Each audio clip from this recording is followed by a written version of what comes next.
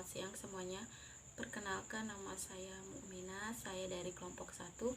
Adapun nama anggota kelompok lainnya yaitu Ipontiana Ganus, Irfan Vicky Effendi, Muhammad Iwanuddin, Febri Anggriawan Latumanase, dan Aditya Prasetyo.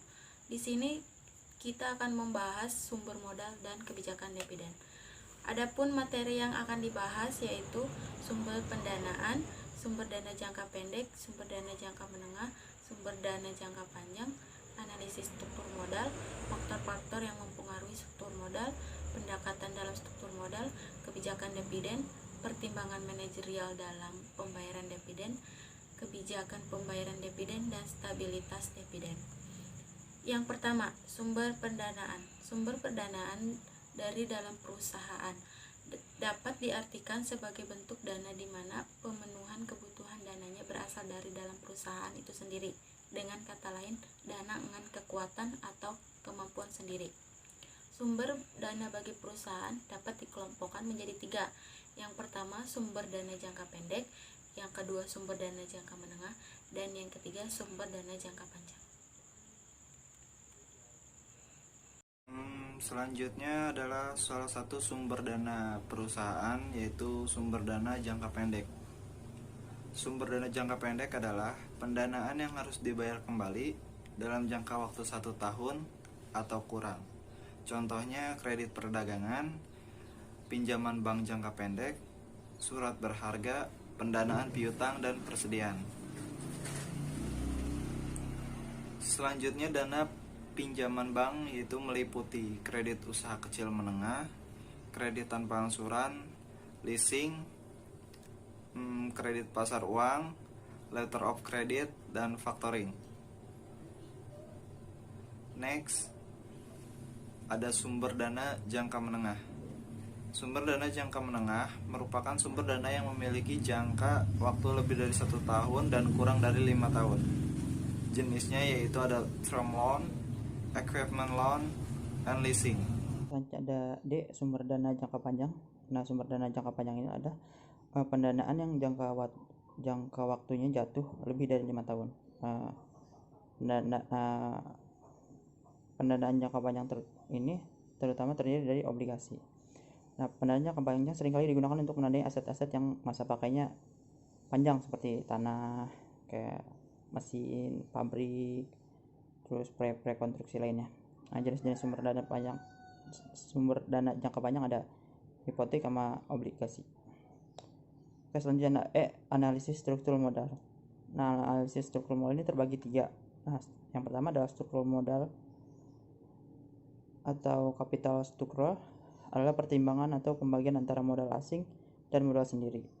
Nah, terus ada struktur keuangan, adalah perbandingan antara jumlah aktiva dan jumlah pasiva. Terus ada tujuan manajemen struktur modal, itu adalah memadukan sumber-sumber dana permanen yang digunakan perusahaan untuk operasionalnya yang akan memaksimalkan nilai perusahaan itu sendiri. Selanjutnya ada F, faktor-faktor yang mempengaruhi struktur modal. Yang pertama ada tingkat bunga, yang kedua ada stabilitas dan perolehan laba, yang ketiga ada struktur aktiva, yang keempat ada tingkat risiko aktiva, yang kelima ada sifat manajemen, yang keenam ada besarnya jumlah kebutuhan modal. Selanjutnya ada G, pendekatan dalam struktur modal. Yang pertama adalah pendekatan laba bersih, yang kedua ada pendekatan laba operasi, yang ketiga ada pendekatan tradisional, yang keempat ada pendekatan MM, yang kelima ada pendekatan EPS. Pertama, pendekatan net income. Pendekatan ini sebagai laba atas pemegang saham dikapitalisasi dengan suatu tingkat kapitalisasi yang konstan, yaitu ke biaya modal sendiri. Asumsi yang mendasari pendekatan net income adalah: pertama, biaya utang dan biaya modal sendiri adalah konstan walaupun struktur modal berubah. 2. Biaya utang sebelum pajak lebih rendah dari modal sendiri. 2. Pendekatan net operating income. Pada pendekatan net operating income atau NOI, tingkat biaya modal rata-rata tertimbang atau KO adalah konstan. Asumsi yang mendasari pendekatan ini adalah biaya utang dan biaya modal keseluruhan konstan.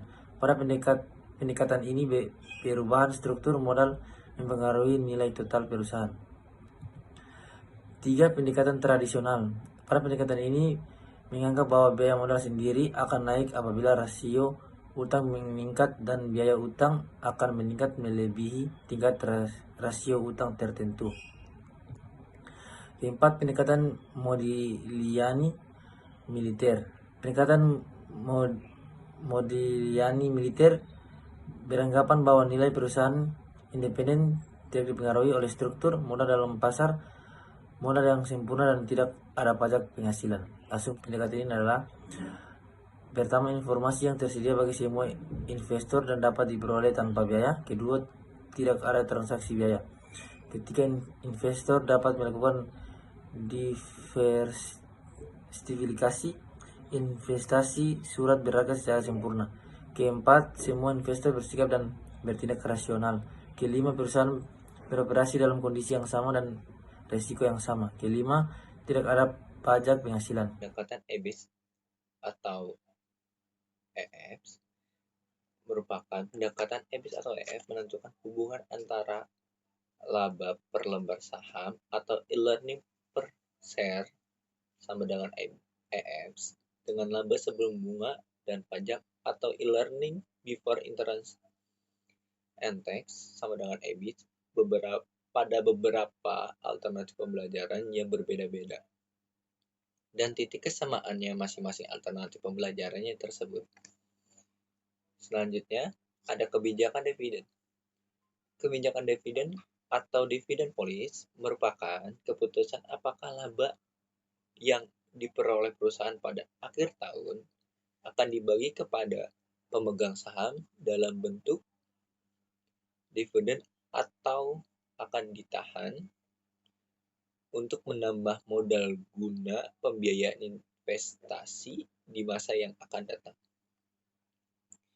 Kebijakan dividen adalah bagian yang dapat digunakan bagian yang tidak dapat dipisahkan dengan keputusan pendanaan perusahaan. Dividen kas merupakan bagian laba yang dibagikan kepada para pemegang saham bagi dua jenis. Yang pertama dividen saham preference, yang kedua dividen saham biasa. Selanjutnya ada pertimbangan manajerial dalam pembayaran dividen. Faktor-faktornya adalah yang pertama, kebutuhan dana bagi perusahaan, yang kedua posisi likuiditas